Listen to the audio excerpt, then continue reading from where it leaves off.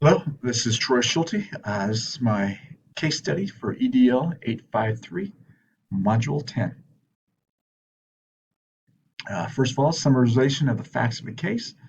Nottingham High School is an old school built in the early 1950s with enrollment of about 3,200 students. Most of the school is up to code to accommodate students with disabilities. However, due to a lack of funds, about a quarter of the high school is not up to code. The school uses trailers to help with classroom space. Miguel Hernandez is a star football player whose family moved to Dover to attend Nottingham High School due to the success of the football team and the academic programs Nottingham has to offer. Miguel becomes paralyzed from the waist down to an injury in a football game after he is tackled.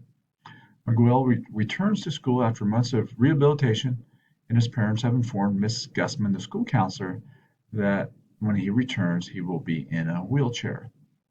Miss Gusman changes Miguel's third-hour class due to lack of accessibility to that third-hour biology class.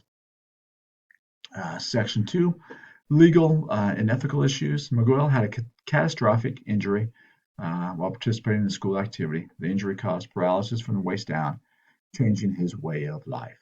The school changed Miguel's class schedule from biology, which he needs for college, to another science class due to inaccessibility for Miguel to the classroom. Legal issue. Nottingham High School is in violation of the Individual with Disabilities Education Act and Section 504 of the Rehabilitation Act. The school did not inform Miguel's parents of the decision to change his class schedule, therefore, nor consent of the change was given either. Changing Miguel's class due to his newfound disability could be considered discriminatory and against his educational rights. Synthesis. Miguel was taken out of his biology class and put in another class for no other reason than his disability, not allowing him access to the biology classroom. Miguel has not been given the opportunity for equitable access to the classroom and is being denied a free and appropriate education. Synthesis of facts, people involved. Miguel, obviously, the student who's injured. Miss Gusman, the school counselor, principal, which in this case is myself.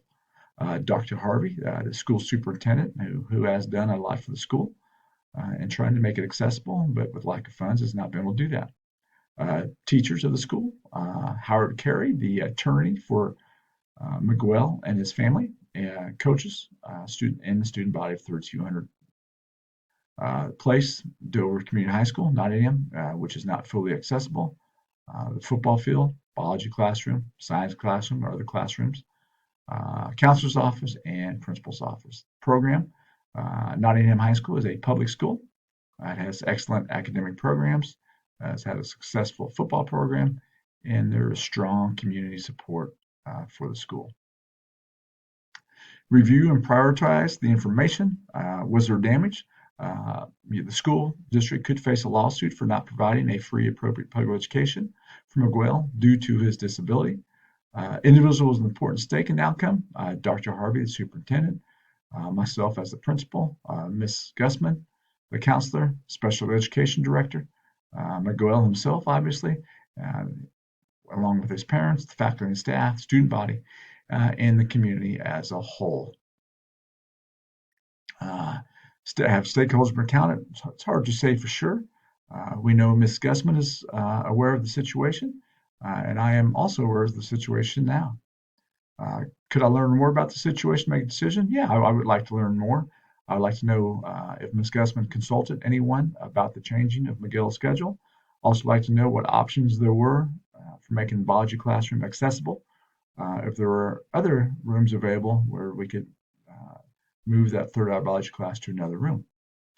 Do I know enough to make a decision? Not really. Like I said, I'd like to know more about the layout of the school, see what options are available as far as different classes to keep Miguel State enrolled in that third-hour biology class that he needs for college. Section 6, options and consequences. First option, take no action. Consequences more likely result in a lawsuit. for the school district. Option two is take action, make a decision. The first thing I would do is communicate with Dr. Harvey, the superintendent, to make sure he's aware of what is happening. Then I would gather as much information from Ms. Gussman to see what her conversations have been with Miguel and his parents. Then I would like to talk to the biology teacher and other teachers to see what can be done to have Miguel still be able to take biology third hour. I also like to check with the maintenance department to see if it is possible to make the biology classroom handicap accessible, see if we have the funds to do that, and different things like that. Then I can evaluate and cultivate to see what is the best plan of action moving forward. Section 7, evaluate the options. Taking no action is not really an option. If I do nothing as the principal, I will be violating Miguel's opportunity to a free, appropriate public education and could open the school district up to a lawsuit resulting in a huge financial loss for the school district, impacting students, other students, teachers, and different things like that. It could also create a public relations nightmare for the school district. By gathering information, talking to Ms. Guzman, teachers in the maintenance department, I would be able to make a decision that will allow Miguel to remain in his biology class and give him the support he needs to receive an equitable education. I also hopefully keep Mr. and Mrs. Nander's frustrations toward the school district, eliminate those, and keep them from filing a lawsuit against the school. Section 8, choose the best option. In making the final decision, I will need to collaborate with Ms. Gussman, other teachers, maintenance department, Dr. Harvey, Superintendent Miguel himself, Mr. and Mrs. Hernandez, to see what is best for Miguel. I believe the best option is to have Miguel enrolled in that third hour biology class he was in before his unfortunate accident. My first concern and responsibility is to Miguel to make sure he's receiving an inclusive education in the least restrictive environment as possible. I will see if we can make that current biology classroom accessible for Miguel. If not, because of lack of funds or lack of time or whatever reason, I will then move the biology classroom for that hour to another classroom that is accessible for Miguel. This might cause some inconveniences for the teacher and other students. However, this is necessary for the best outcome for Miguel and to maintain an inclusive school environment, school culture, and environment for the district. Section 9, implement the decision. By implementing this decision to keep Miguel in his biology class, by making the original classroom accessible or using another classroom for that hour, I believe we have come to the best decision possible. I have communicated with everyone involved in the situation and know that there may still be some obstacles that need to be addressed. Biology may have some labs and different things like that. Moving those to another classroom may cause some things.